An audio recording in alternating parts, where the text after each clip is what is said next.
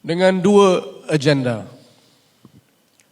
Yang pertama adalah dengan cara tak langsung menunjukkan satu pengiktirafan kepada Johor Civil Servant yang sudah berkhidmat sekian lama dan jadi satu tradisi kepada negeri ini.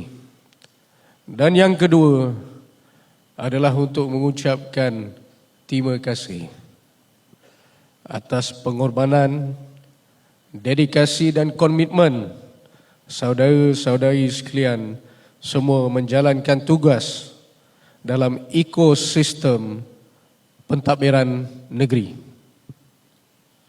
Itulah tujuan saya kemari pada malam ini. Jadi saya boleh bersemuka mengucapkan terima kasih